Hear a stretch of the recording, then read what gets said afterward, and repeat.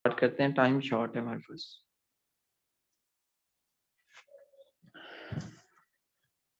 Okay, तो हम ये बात कर रहे थे कि फीमेल और मेल का जो रिलेशन होता है वो बेसिकली मतलब पे होता है। ठीक है, मैं ये नहीं कह रहा कि एक तरफ से ये आग होती है, दोनों तरफ से होती है। ठीक है, हमारे यहाँ एक चीज बहुत पाई जाती है कि जो गर्ल्स होती हैं वो जनाब पैसे पे मरती हैं, सिविक और इन चीजों पे मरती हैं, और जो बॉयज होते हैं उन चीजों। देखिए, मैं एक बात बताऊं ना कि दोनों एक दूसरे के लिए बने हैं। हमारा तो औरत एक दूसरे की चादर है, एक दूसरे के लिए बने हुए हैं। बट अल्लाह पाक क्या कहते हैं? अल्लाह पाक कहते हैं कि उसको सिर्फ मुझे गवाही तो बनाना है, अल्लाह पाक को गवाह बनाइए। मैं तो खिलाफ नहीं हूं, मैं तो बेसिकली आपको सोसाइटी का बता रहा हूं। गवाह बनाइए अल्लाह पाक को और जिए अपनी जिंदगी। और यहाँ पे हमारे दोस्तों का भी बहुत किरदार होता है। दोस्तों का भी जनाब किरदार होता है कि जनाब तू जा और तू दे नाल जाके गल कर और मेरी जनाब नाल इस तरह। देखिए, मैं आपको बात बताऊं कि मेरे अपने पास इन 2 मंथ्स में और इन स्टूडेंट्स में से, मैं बाहर की बात नहीं कर रहा, मैं इन स्टूडेंट्स की बात कर रहा हूं, इन स्टूडेंट्स में से केसेस आए हैं जो कि इस चीज पे थे, रिलेशनशिप पे थे। मुझे ये जो सेशन है, ये स्पेशल सेशन अरेंज करवाना पड़ा है, अदरवाइज ये हमारी लास्ट क्लास थी हमारी कोर्स की, बट मुझे ये अरेंज करवाना पड़ा है कि किसी तरह मेरा सोसाइटी तक पैगाम कुछ ज्यादा डायरेक्शन में चला जाए कि हमारी जो बहनें और भाई इन चीजों में पड़े हुए हैं, यार छोड़ो इन बातों को, अपनी एजुकेशन मुकम्मल करो, खुदा को गवाह बना, अपनी लाइफ जियो। क्या होता है, पसंद आ गया कोई बात नहीं, पेरेंट्स को उसका घर भेज दो, कोई इशू है तो फिर तो छोड़ दीजिए। बाद में आ जाता है जनाब मेरी माँ नहीं मान रही, मेरा बाप नहीं मान रहा जनाब, मेरे बाप को हार्ट अटैक आ जाएगा, मेरे बाप को वो हो जाएगा, ये हो जाएगा। तो ये सिर्फ एक्सक्यूजेस हैं, मतलब निकालने के बाद ये सिर्फ एक्सक्यूजेस होती हैं आप लोगों की कि मैं ये नहीं कर सकता। आप डायरेक्टली ना नहीं कर पाते, बट इनडायरेक्टली आप ना कर रहे होते हैं। मेरी बात सुनिए कि दिल खुदा का घर होता है, किसी का दिल, देखिए खुदा अपने हकूक तो माफ कर देंगे, लेकिन बंदों के हकूक आपको माफ नहीं करेंगे। आप आज किसी के साथ खिलवाड़ कर रहे हैं, पहली बात तो ये है कि दुनिया में काफाते अमल है, कल आपकी बीवी, आपकी बहन, आपकी बेटी, इनमें से किसी के साथ जरूर ये खिलवाड़ होना ही होना है। खुद को इस चीज के लिए प्रिपेयर कीजिए, ये हमारा दीन कहता है और मेरा इस पे पुख्ता ईमान है, इसके लिए खुद को प्रिपेयर कर लीजिए। उसके बाद ये तो दुनिया में होगा ना, उसके बाद जो आखिरत में आप लोगों के साथ होगा ये आप लोग सोच भी नहीं सकते। आपने एक बंदे का दिल तोड़ा है, बंदे का दिल तोड़ा है, उस दिल को तोड़ा है जिसमें खुदा का घर होता है, जो खुदा का घर है उस बंदे का आपने दिल तोड़ा है। तो इस तरह ना कीजिए, टाइम पास के लिए ये चीजें ना कीजिए। टाइम पास करने के लिए और भी बहुत चीजें हैं, और भी बहुत ऐसी चीजें हैं जिससे आप खुद को और दूसरों को एंटरटेन कर, दूसरों के लिए आप फायदेमंद बनिए, आप दूसरों तक पैगाम पहुंचाइए कि ये चीज गलत है। कम से कम आज आप इस बात को नियत बना लीजिए कि मैंने किसी के गलत काम में साथ नहीं देना, और खुद मुझे अल्लाह गलत कामों से बचाए। इंसान खुदा का पुतला, गलती हो जाती है, गलती हो जाए फौरन खुद को सजदे में गिरा दीजिए, अल्लाह मेरे से गलती हो जाए, इंसान हूं और खता का पुतला हो गई गलती, अल्लाह माफ कर दे, बस सिंपल। बट वो गलती रिपीट ना होनी चाहिए। हज़रत अली रजी अल्लाह तआला अन्हु का कौल है कि एक मोमिन एक सुराग से बार बार नहीं डसा जाता। बार बार वो गलती अगर हो रही है तो फिर आपने, इसका मतलब है कि दिल से माफी नहीं मांगी। अगर आपको नेक्स्ट टाइम वो चीज करते हुए इस चीज का ख्याल आ जाए कि यार लास्ट टाइम मैंने अल्लाह से माफी मांगी थी, इस दफा मैं, अल्लाह मुझे माफ कर दे, अल्लाह माफ कर देगा। अल्लाह के पास आप दिन में 100 मरतबा भी जाओ, अल्लाह माफ कर देगा। लेकिन आपकी जबान के दर गई जो आपने पहली दफा अल्लाह के सामने की थी कि या अल्लाह मैं नेक्स्ट टाइम नहीं करूंगा, सोच समझ के गुनाह करना इससे बेहतर है कि खुद इंसान आराम से किसी साइड पे लाके खुद के ऊपर कुछ ऐसा कर ले जिससे उसको तकलीफ हो, ताकि वो जहन्नम की आग। एक दफा एक लड़की थी, वो मस्जिद में आई, किसी वजह से बारिश, मौसम खराब था, या वो मस्जिद में आई, मस्जिद में एक नौजवान था, नौजवान कुरान पाक पढ़ा, उसने कहा, लड़की ने कहा कि मुझे पनाह चाहिए। उसने पनाह पहले तो कहा नहीं चाहिए, उसने कहा मुझे दीजिए, उसने कहा जाइए। फिर उसने पनाह मांगी, कोई बात की कि मुझे मेरे पीछे गुंडे ये इस तरह की कोई बात की, तो उसने कहा कि ठीक है। अब वो लड़की सारी रात देख रही है कि वो लड़का बार बार अपने आप को आग लगाई जा रहा है, आग लगाई जा रहा है, आज के ऊपर जो दिया जा रहा है उसके ऊपर हाथ रखी जा रहा है, हाथ रख खुद को जलाए जा रहा है, खुद को जलाए जा रहा है, खुद को जलाई जा रहा है। तो वो लड़की उससे सुबह पूछती कि आप ऐसा क्यों कर रहे थे? वो कहता है कि मुझे बार बार शैतान गुनाह पे उभार रहा था कि अकेली लड़की है, गुनाह करो। वो उभार रहा था और मैं इस बात को सोच रहा था कि मैंने आगे अल्लाह को जवाब देना, अगर दुनिया की आग मुझसे बर्दाश्त नहीं हो रही तो मैं आखिरत की आग को कैसे बर्दाश्त करूंगा। तो ये चीज मुझे गुनाह से बचा रही थी। तो आप लोग भी ऐसा कीजिए कि आप लोग भी कुछ थोड़ा बहुत खुद के साथ कीजिए, उस गुनाह से बचाइए। एक दफा होगा, दोबारा कोशिश कीजिए कि वो दोबारा ना हो, दोबारा होगा फिर माफी मांगे, फिर कोशिश कीजिए। कोशिश इंसान को किसी ना किसी जगह पे जरूर पहुंचा देती है। ठीक है जी, थैंक यू सो मच। अभी आप लोग क्वेश्चन कर सकते हैं, टाइम शॉर्ट है हमारे पास। ओके, सो आज का टॉपिक यहाँ खत्म होता है। अगर किसी के पास रिलेशनशिप या इंटॉलरेंस रिलेटेड जो भी क्वेश्चंस हैं वो यहाँ इनबॉक्स कर सकते हैं, मैं कॉल कर दूंगी क्वेश्चंस। तो फर्स्ट क्वेश्चन है कि टॉलरेट करने का किसी भी रिलेशनशिप में या गुस्से को टॉलरेट करने का बेहतरीन तरीका क्या है? सबसे पहले तो आपको सेल्फ एनालिसिस होना चाहिए। आपको अपनी वीकनेसेस, अपनी स्ट्रेंथ्स का पता होना चाहिए कि मेरी यहाँ पे ये कमजोरी है और यहाँ पे मेरी ये ताकत बन जाएगी। ठीक है, तो अब आपको पता है कि मुझे गुस्सा आता है, तो आप गुस्से को कंट्रोल करने के लिए खुद को इस चीज पे बाउंड कर लीजिए कि मैंने कोशिश करनी है कि मुझसे ये गुस्सा अब ना हो। ठीक है, अगर आप गहरा सांस लेंगे ना या पानी पिएंगे, ये तो टेक्निक्स है ना, साइकी टेक्निक्स हैं।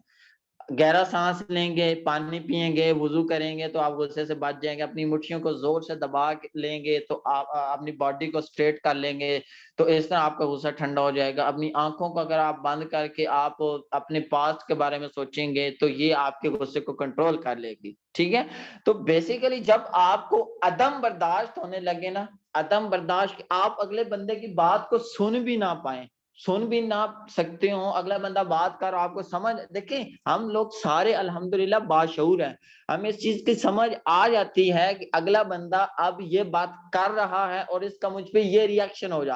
Basically this is self analysis. आपको खुद का पता होना चाहिए कि मेरा ये एनालिसिस है और मुझे इस चीज का गुस्सा जरूर आएगा, तो उस वक्त उसको रोकिए, उसको कहिए कि थैंक यू सो मच, आपने बात की है बट अभी मुझे एक काम है। कोई आपका अगर काम है तो ठीक है, लेकिन आप उसको किसी तरह टालिए, लेकिन झूठ नहीं बोलना, सच के साथ आप उसको किसी तरह टालिए कि मैं जा रहा हूं, अपनी जगह चेंज कीजिए, किसी साइड पे जाइए, खुद को कंट्रोल कीजिए, सेल्फ एनालिसिस करके खुद को कंट्रोल कीजिए, अपने माइंड को कंट्रोल कीजिए, खामोश हो जाइए। उसके बाद अगर वो आपसे के सामने आए और आपको लगता है कि आप इसकी बात में सुन पाऊंगा तो सुनिए, अदरवाइज आप उसको निगलेक्ट करके आप अपने काम से काम रखिए।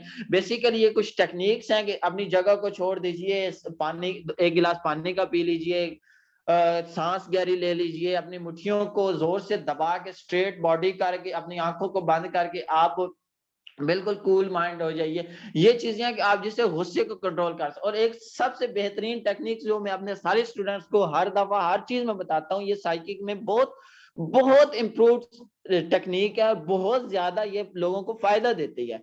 आप लोग इस चीज को जरूर आजमाइए। मेरा टेक्निक, आप शीशे के सामने खड़े हो जाइए, कोई भी इशू है, कॉन्फिडेंस इशू है, आपको गुस्सा आता है, आपको कोई परेशानी है, आपको कोई प्रॉब्लम है, दिल कभी कभी उदास हो जाता है, सैडनेस है, एंजाइटी है, टेंशन है, किसी भी किस्म का कोई भी प्रॉब्लम है, तो आप शीशे के सामने अपनी आंखों में आंखें डाल के बात करिए कि सोहेल, तुम्हें ये बात कर रहा है और तुम्हें गुस्सा आ रहा है? नहीं, मुझे गुस्सा नहीं आ रहा है, नहीं नहीं आ रहा, वो देखो गुस्सा आ रहा है, नहीं आ रहा। जैसे आप किसी सामने वाले बंदे से बात कर रहे हैं, लेकिन अगर किसी बंदे से आप बात करेंगे तो वो आपको मेंटल इशू या साइकोलॉजिकल इशू या आपको नफ्सियाती या आपको पागल, इन चीजों में कहेगा। लेकिन आप अपने आप से तो कर सकते हैं ना, आपके घर में शीशा होगा, इस तरह आपका कॉन्फिडेंस भी बिल्ड होगा, लोगों के सामने बात करने भी आपको आएगा और आप 3-4 लोगों में इजीली बात भी कर सकेंगे और आपकी जो भी साइकोलॉजिकल जिस किस्म का भी इशू है ना, वो इस तरह आपका वो ठीक हो सकता है। आई होप मैंने पॉइंट को कवर किया है। Yes sir, your answer was quite informative. अच्छा चलिए हम बताएं कि क्या हम एक इनकम्पैटिबल रिलेशन को, वो रिलेशन किसी भी दो लोगों के दरमियान हो सकता है, क्या हम उनको टॉलरेंस से कवर कर सकते हैं? क्या हम उनको टॉलरेंस से ठीक कर सकते हैं?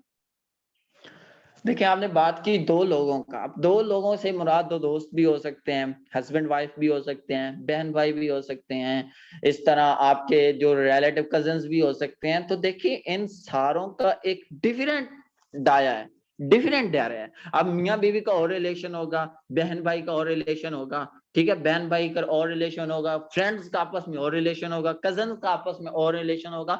तो जिस दायरे के वो रिलेशन है ना, उस रिलेशन को उसी लिहाज से आपने टॉलरेट करना होता है। अब देखिए हस्बैंड वाइफ है, हस्बैंड वाइफ अगर खुद को एक दूसरे को बर्दाश्त ना करें तो उनकी लाइफ चल पाएगी। देखिए कहते हैं कि जो मियाँ बीवी होते हैं वो एक पहिए के, एक गाड़ी की, जिंदगी की गाड़ी के 2 पहिए होते हैं, ठीक है? तो अब एक टायर, अगर आपकी गाड़ी के एक टायर पंचर हो तो क्या टायर और वो जो गाड़ी है वो आगे चल पाएगी? नेवर। जब तक आप उसको चेंज नहीं करेंगे या उसका कोई प्रॉपर सॉल्यूशन नहीं निकालेंगे, गाड़ी आगे चल तो पड़ेगी, लेकिन वो उसको खराब कर देगी जो वो टायर है, ठीक है? और आपको भी अच्छा महसूस नहीं होगा कि मेरी गाड़ी सही चल रही है या नहीं चल रही, ठीक है?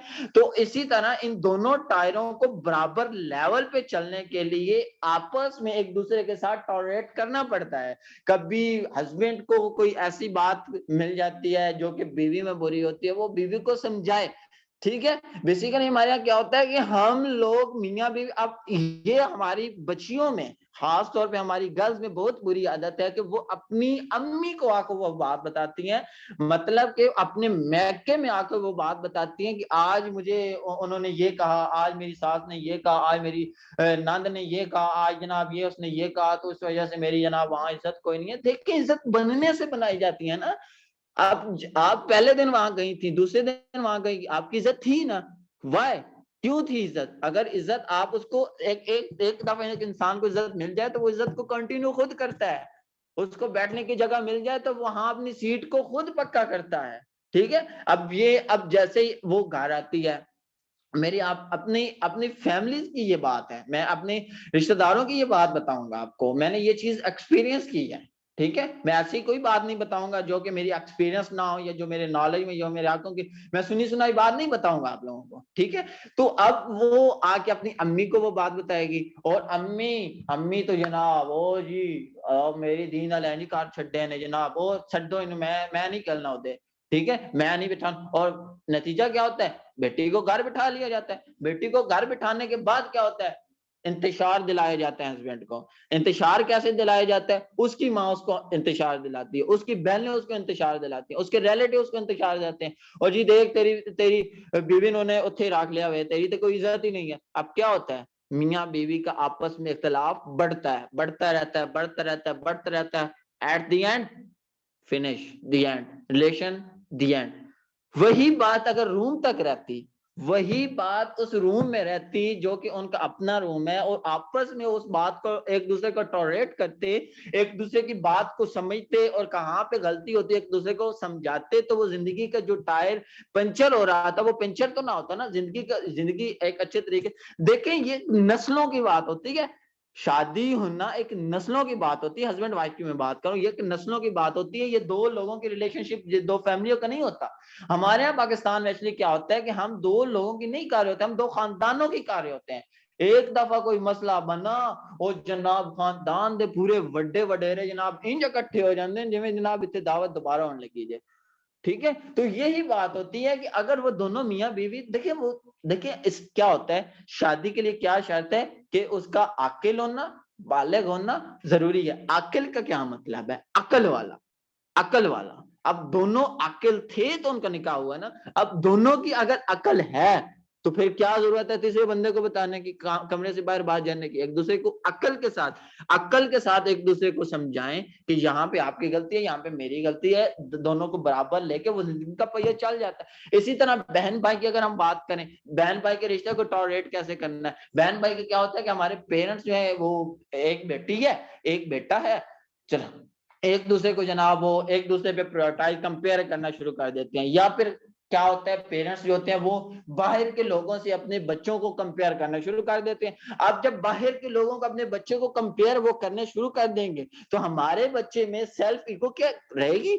नेवर। आप अपने बच्चे पे जुल्म कर रहे हैं। ये मिस वर्दा चाइल्ड साइकोलॉजिस्ट हैं, इनको पता होगा कि जब एक बच्चे को 7 साल की कम का साल का बच्चा होगा तो उस पे जब आप सेल्फ टॉलरेट उसको सेल्फ ईगो को हिट करेंगे तो आप बैंक में कैश को डिपॉजिट करवा रहे हैं और बाद में जब वो बड़ा होगा तो वो आपको चीजें इन्वेस्ट के साथ मिलेगी। वो आपको जब वो आपको कहेगा कि मामा मेरा दुबई का वीजा आ गया, मैंने दुबई जाना है, तो आप कहेंगी ओ यार इतनी बीवी ने इन्नू जनाब पट्टी पढ़ा दी ओ मैं ते अपने भाई दी बेगन वोटी भी दी बनाई सी ते उन्हें पट्टी पढ़ा दी ओ जी मेरा पुत्र इन्हें मेरे तो खोल। एक्चुअली वो आपने डिपॉजिट करवाया होता है 7 साल तक की उम्र में अपने बच्चे के अकाउंट में, जो कि अभी निकल रहा होता है। 7 साल तक के बच्चों की ग्रोथ हो रही होती है। माइंड कैलिपर जो माइंड में चीजें हैं सब उसका कॉन्शियस उसका सबकॉन्शियस बन रहा होता है और उसमें जो चीजें जा रही होती हैं वो स्टोर हो रहा होता है। जो हम अभी एक्सप्रेस कर रहे हैं हम सिर्फ 10% एक्सप्रेस कर रहे हैं। मेरे स्टूडेंट्स ये बात जानते हैं। स्टार्ट लेक्चर में उनको बताया था हम सिर्फ 10% एक्सप्रेस कर रहे हैं। ठीक है, 90% हमारे माइंड के अंदर है जो चीज हम लोगों को नजर भी नहीं आ रही होती। और एक्चुअली हम जो चीज देखते हैं, जो चीज सुनते हैं, जो चीज बोलते हैं वो होती है हमारे सबकॉन्शियस में स्टोर। और फिर जब हम उसका रिएक्ट करते हैं तो वो कॉन्शियस में आती है और उसके बाद हम उसका रिएक्ट करते हैं या हम उसका रिस्पॉन्ड देते हैं।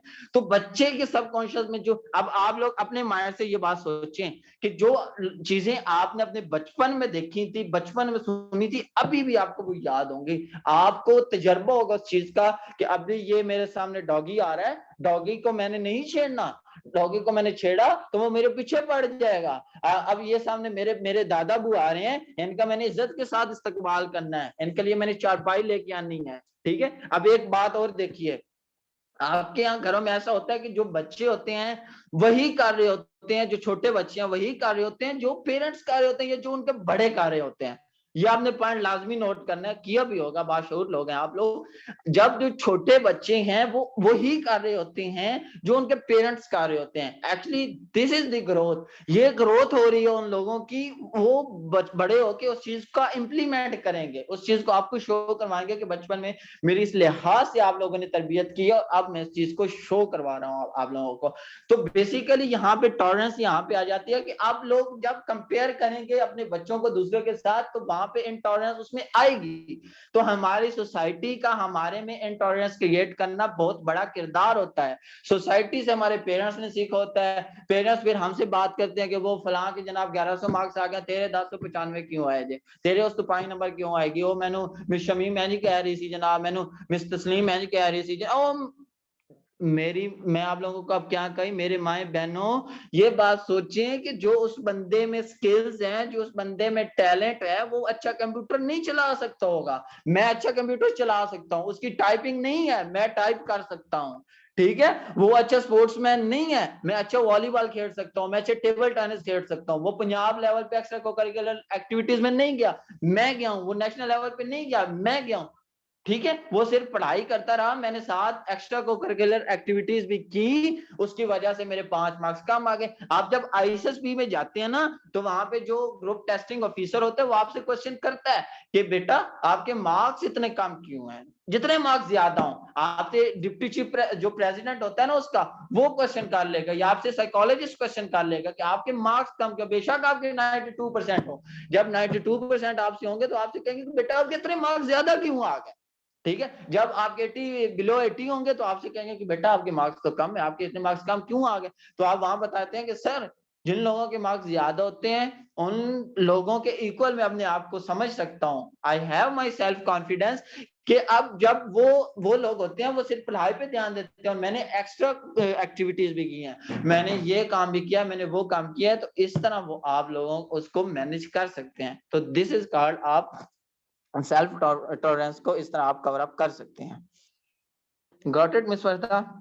जी जी। So next question is by Shahbaz Ali, उन्होंने हैंड रेज किया हुआ है। सर अपना माइक ऑन करें और सर से क्वेश्चन करें।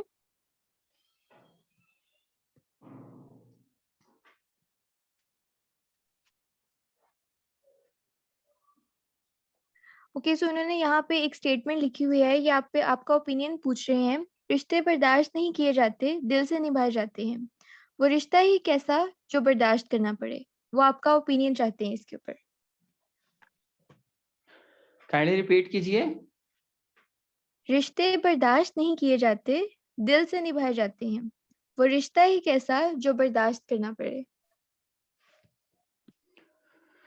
देखिए मैं इसके साथ 50-50 एग्री करूंगा। वो कैसे? अब जहां पे दिल आ जाता है ना, वहां आपका दिमाग काम करना छोड़ देता है। जहां पे दिमाग आ जाए, वहां दिल और दिमाग की जब लड़ाई होने लग जाती है ना, तो फिर आप कंफ्यूज्ड हो जाते हैं। और कंफ्यूज्ड पर्सनैलिटी जो होती है, उससे अच्छे और एक इफेक्टिव डिसीजंस नहीं हो पाते। आपको अपने दिल की सुनकर अपने दिमाग से पूछना पड़ता है। जब दिमाग उस चीज को वेरीफाई करे, तो फिर आप, क्योंकि देखें, मैंने पहले बात की कि हमें अक्ल दी गई है। अक्ल से पूछें कि मुझे ये काम करना है या मुझे ये काम नहीं करना। अब जो मैंने गर्ल्स बॉयज की बात की, वहां पे जो बॉयज और हवस वाली बात मैंने की, वो भी तो दिल के हाथों मजबूर होते हैं ना। वो भी तो मजबूर हो जाते हैं ना दिल के हाथों। इसी तरह कुछ गर्ल्स भी मजबूर हो जाती हैं, लेकिन उनको हया की चादर आ जाती है। तो ये चीज है कि दिल से ज्यादा दिमाग की सुननी पड़ती है। आपने कहा कि अगर जो वो रिश्ते ही नहीं होते, ठीक है, इस तरह ही आपने कुछ कहा है ना मिस वर्दा, रिपीट कीजिए एक दफा। एक्सक्यूज मी इन्होंने सर, लिखा हुआ एक्सक्यूज है, मी वो सर। रिश्ता ही कैसा जो बर्दाश्त करना पड़े। जी जी बिल्कुल ठीक है। अब बर्दाश्त वो रिश्ता नहीं होता, ठीक है, जिसको बर्दाश्त करना पड़े। आपने कहा कि दिल की बात आ गई ना यहाँ पे। दिल से ज्यादा अगर आप माइंड की ज्यादा सुनेंगे ना, दिल से पूछना जरूर है। एक देखिए ना, जब आप ऑफिस वर्क कर रहे होते हैं, ऑफिस वर्क करने के बाद आप सबसे पहले इनिशियल देखते हैं कि देखिए मेरे असिस्टेंट के इनिशियल हुए हैं कि नहीं। यहाँ पे ब्रेन का असिस्टेंट आपका दिल है, ठीक है। लेकिन सबसे ज्यादा जो इस्लाम में सबसे चीज हिट की गई है, सबसे चीज हाईलाइट की गई है, उसको दिल को किया गया है। सब इसमें नरम नहीं होता, ये हड्डी होती है। इसमें हड्डी नहीं होती, ये नरम होता है सबसे ज्यादा। ओके, तो इसी तरह, लेकिन अक्ल का भी तो कोई काम है ना, अक्ल से भी तो पूछना पड़ेगा ना। तो इन दोनों को आपस में आपने बराबर में लड़ाने नहीं देना, कंफ्यूजन नहीं, आप इनमें कंफ्यूज नहीं, आपने नहीं होना। तो ये बेसिकली असिस्टेंट है आपके दिमाग का। Yes sir. Next question is by Kanwal Zahra. वो पूछ रही है, is ego itself have positive effects? If not, then how can an egoistic person manage himself? के ईगो के पॉजिटिव इफेक्ट्स होते हैं, और अगर नहीं होते तो एक पर्सन अपने अंदर की जो ईगो है इसको कैसे मैनेज कर सकता है? पॉजिटिव इफेक्ट्स होते हैं।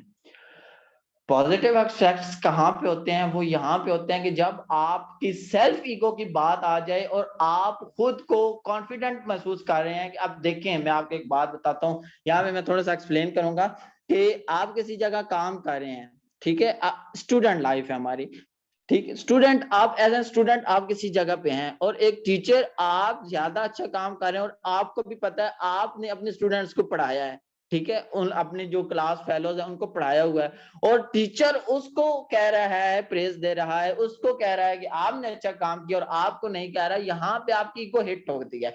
लेकिन अगर आप ईगो को कंट्रोल कर लेंगे और आप खुद को इसमें पॉजिटिविटी लेके चले जाएंगे कि मैंने इसको पढ़ाया हुआ है और टीचर इसकी कर रहे हैं प्रेज, तो इनडायरेक्टली वो आपकी प्रेज कर रहे होते हैं, आपको कह रहे होते हैं कि आपने इसको अच्छा पढ़ाया, तब इसने अच्छा परफॉर्म किया है।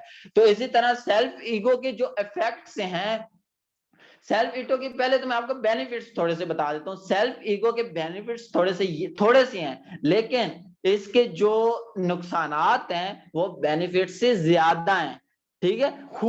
खुद पसंदी, बेसिकली मैं वर्ड यूज कर रहा हूँ, खुद पसंदी।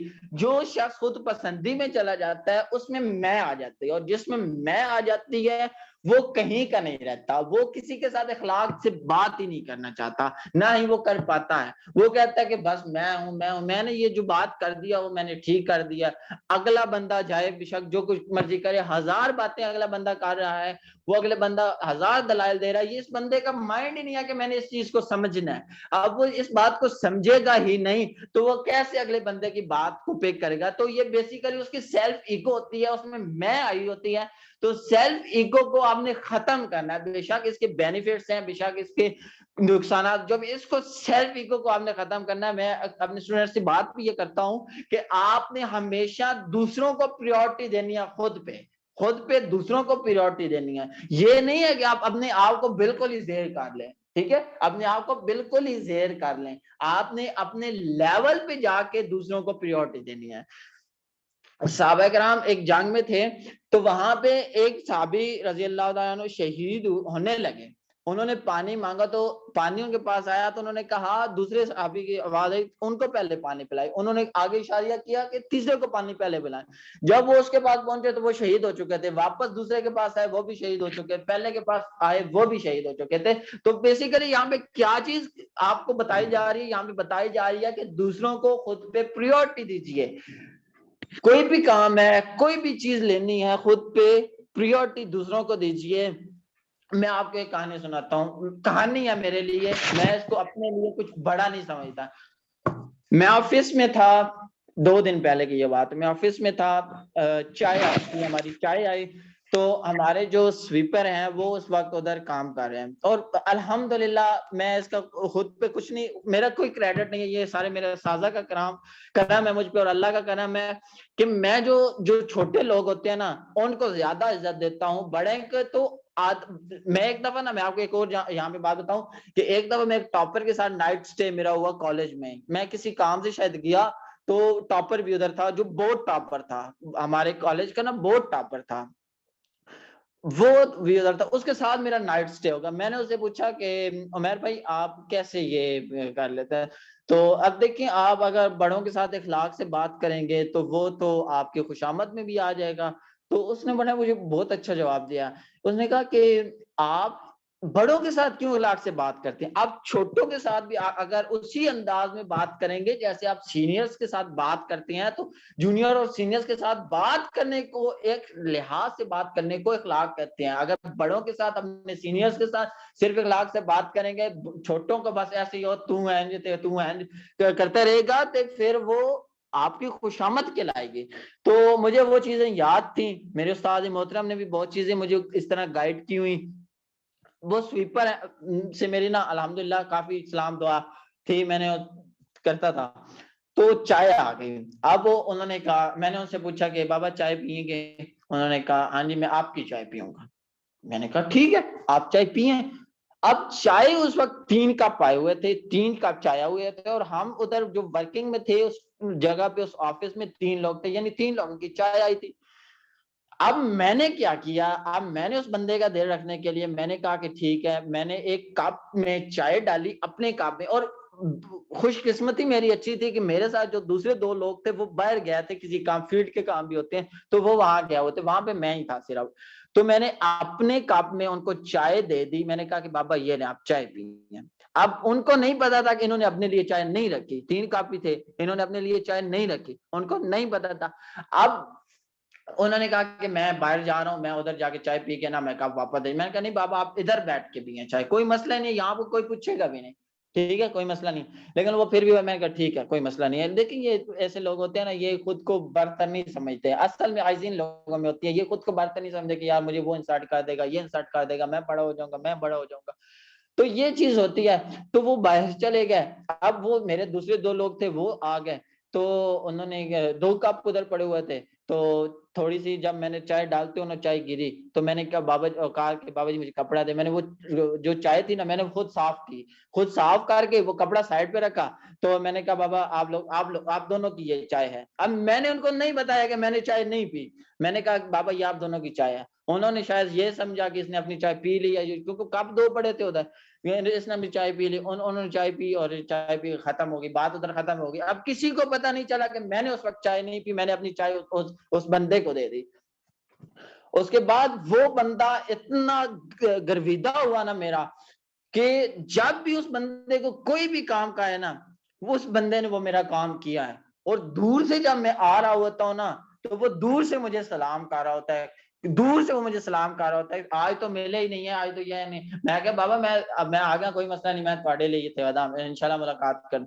इसलिए अब देखिए उस बंदे का दिल खुश हुआ ना। अब मेरे लिए एक चाय का कप मेरे लिए कोई बड़ी बात तो नहीं थी ना, मेरी चाय तो सेकंड टाइम भी आ गई थी ना, दो दफा दी, सेकंड टाइम भी आ गई थी, तो एक दफा चाय ना। देखिए मैं जब जॉब में नहीं गया था तो जॉब से पहले मैं चाय नहीं पीता था, उस वक्त भी तो नहीं पीता था, अभी पी एक कप नहीं पिया तो क्या हो गया, अगले बंदे का दिल खुश हो गया ना। तो दिस इज कॉल्ड प्रियोरिटी। आपने दूसरों को प्रियोरिटी देनी है, बेशक वो आपसे छोटा है, आपसे बड़ा है, आपके लेवल का है। इस तरह आप में आईजी आएगी, और जब आईजी आएगी, जिस दिल में आईजी होगी ना उसमें सेल्फ ईगो नहीं होगी, और जिस दिल में ईगो सेल्फ ईगो नहीं होगी उसमें बर्दाश्त होगी, अदम बर्दाश्त उसमें नहीं होगी। तो आई होप मैंने इस इन मैम का कवर अप कर दिया क्वेश्चन, अगर नहीं तो अगेन कर लीजिए। जी बहुत शुक्रिया। अब हमारे पास एक लास्ट क्वेश्चन है मायरा कंवल की तरफ से कि ओवर थिंकिंग को कैसे कंट्रोल कर सकते हैं? ओवर थिंकिंग को कैसे कंट्रोल कर सकते हैं, ये बहुत दफा मैंने बताया है। ये किन्होंने क्वेश्चन किया मिस वर्दा? मायरा कंवल ने। अच्छा ये नहीं हुआ। अच्छा, ओवर थिंकिंग क्या होता है? बेसिकली हमारा ओवर थिंकिंग क्या होता है कि हम एक चीज को उस लेवल पे लेके जाके सोचना शुरू कर देते हैं जहां तक, जिसे कहते हैं ना आम जबान सिंपल लैंग्वेज में, मैंने शायद ज्यादा टेक्निकल टर्म्स नहीं यूज की, शेख चिल्ली के पुलाव। हम शेख चिल्ली के पुलाव, हम इस चीज में घुस जाते हैं कि जो हम फ्यूचर में करना चाहते हैं, हम लोग फ्यूचर में परेशान हो जाते हैं कि आने वाला हमारा कल क्या होगा। हम अपनी माजी से नहीं सीखते, माजी में हमने बहुत कुछ ऐसा देख चुके होते हैं, माजी में हम ये सोच चुके होते हैं जिसकी वजह से हम डर रहे होते हैं कि अभी हम ये काम कैसे करें। ठीक है, तो ओवर थिंकिंग बेसिकली यही चीज होती है कि हम एक चीज को बहुत ज्यादा खुद पे सवार कर लेते हैं। हम लोग इस चीज पर रखते ही नहीं है कि अब अगर देखिए प्लान बी, बहुत लोग होते हैं वो सिर्फ प्लान ए ही रखते हैं, अपनी सारी कश्तियां जला के उस चीज में घुस जाते हैं। और मैं प्लान ए को, सिर्फ ए को कभी प्रेफर नहीं करूंगा, क्योंकि प्लान बी और प्लान सी अगर पीछे होंगे तो आप में उस चीज का प्रेशर नहीं होगा। अगर सिर्फ प्लान ए होगा ना, सिर्फ प्लान ए होगा, आपने कश्तियां सारी जला दी हैं, तो देखिए ये चीज है अच्छी, सेल्फ कॉन्फिडेंस है, लेकिन मैं इसको ओवर कॉन्फिडेंट भी मानता हूं। आप उसको प्रेशराइज तरीके से, प्रेशराइज होने की वजह से आप उसको अच्छे तरीके से अंजाम नहीं कर पाएंगे। अगर आपके पास प्लान बी और आपके पास प्लान सी है तो फिर आप उस चीज को इस तरीके से हैंडल कर पाएंगे कि मेरे पास अगर मैं इसमें ना भी हुआ तो कोई बात नहीं, अल्हम्दुलिल्लाह मुझे इससे लेसन मिलेगा, इससे कोई तजुर्बा मिलेगा, तो इस तरह मैं प्लान बी में चला जाऊंगा, उसको करूंगा, प्लान बी ना हुआ तो फिर पीछे सी भी तो होगा। तो इस तरह आप ओवर थिंकिंग को प्रेशर, देखिए ओवर थिंकिंग बेसिकली प्रेशर होता है, आप पे प्रेशर होता है। ठीक है, राइट इट डाउन। आपका ओवर थिंकिंग आप पे, आपके मेंटल, आपके साइकोलॉजिकली आपको, आपकी याददाश्त को कम कर देते हैं। ठीक है, आपकी याददाश्त को कम कर देते हैं, आपके उस लेवल को, माइंड कैलिपर को कम कर देते हैं, आपके सबकॉन्शियस जो आपके दिमाग के अंदर 90% हिस्सा है उसको कमजोर कर देते हैं। आपको जो पुरानी चीजें हैं वो भूलना शुरू कर देते हैं, हो जाती हैं। आपका दिमाग जो है वो उस तरीके से ग्रोथ नहीं करता जिस तरीके से आपको ग्रोथ करना चाहिए। तो इसका भी वही मैं मेंटल टेक्निक बताऊंगा जो आपका मिरर टेक्निक है, उसके सामने भी जाके बताइए। और सबसे पहली बात यहां पे मैं आपको बताना चाहूंगा, आपने फोकस रखना है, अपनी चीज पे फोकस रखना है, जो आपका काम है उस पे आपने फोकस रखना है कि ये मेरा काम है। यहाँ पे आपके जो, मैं मुख्तसरन बता रहा हूँ, वैसे मैं डिटेल के साथ बता चुका हूँ, मैं यहाँ पे मुख्तसर बताऊंगा टाइम की शॉर्टेज की वजह से। आपने अपने ना जो मकसद है, मकसद पे आपने सीधा हिट जाके करना है। अच्छा एक मिनट मिस मनाहिल, आपने 15 से 20 मिनट ना एक मीटिंग और अरेंज करनी है, ये मैं आपको नेक्स्ट मीटिंग में बताता हूँ क्यों। ठीक है, तो जिसने ज्वाइन करना हुआ वो कर सकते हैं।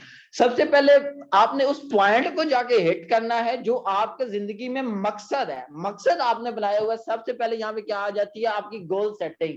आपने अगर गोल सेट किया हुआ है तो आपने उसके शॉर्ट टर्म सक्सेसफुलनेस पे आपने अल्लाह का शुक्र भी अदा किया होगा, और शॉर्ट टर्म सक्सेसफुलनेस में आपके अंदर वो एक मादा क्रिएट किया होता है कि जो आपको अगली मंजिल पे लेके जाता है।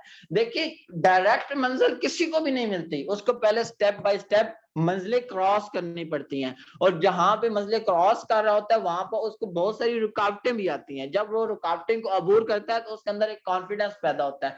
कॉन्फिडेंस जब पैदा होता है तो उसके अंदर उसको काम करने की सलाहियत पैदा होती है, तो वो उस डायरेक्शन में चल पड़ता है जिस डायरेक्शन में एक्चुअली उसको जाना होता है। तो ओवर थिंकिंग का बेसिकली ये होता है कि हमारे गोल सेट नहीं होते, हम टाइम मैनेजमेंट नहीं कर रहे होते, हम मेंटल कैपेबिलिटीज पे वर्क नहीं कर रहे होते, हम नाश्ता नहीं कर रहे होते, हम रात को जल्दी नहीं सो रहे होते, हम सुबह जल्दी नहीं उठ रहे होते, जो कि हमारा ज्यादातर लोगों का ये इशू है। उसके बाद सबसे बेसिक बात, हम फोकस्ड नहीं होते, हमारी नींद पूरी नहीं होती।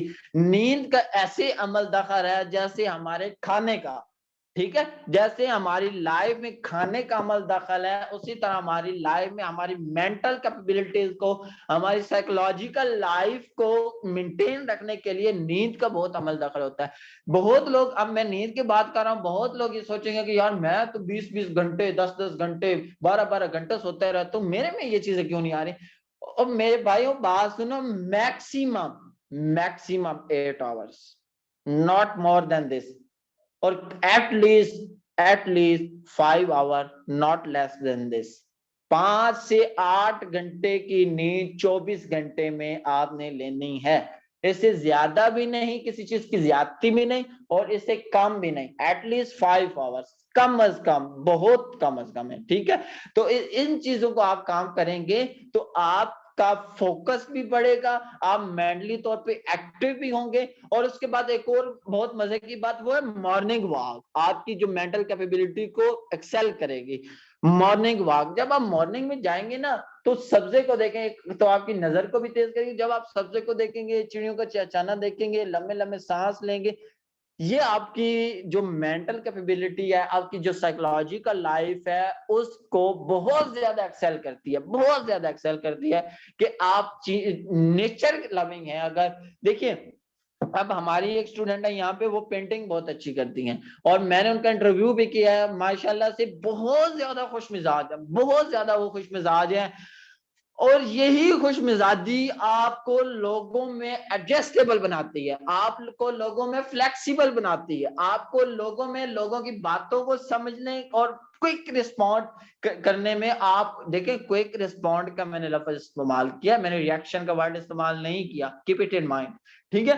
क्विक रिस्पॉन्ड करने की आप में सलाह, यानी आप जल्द अज जल्द अगले बंदे की बात को पिक करते हैं और अगले बंदे की बात को फौरन उसका रिप्लाई करते हैं, ठीक है। रिएक्शन वो होता है बगैर सोचे समझे आप अगले बंदे पे चढ़ाई कर देते हैं, ठीक है, तो बाद में उसकी आपको शर्मिंदगी का भी सामना करना पड़ता है।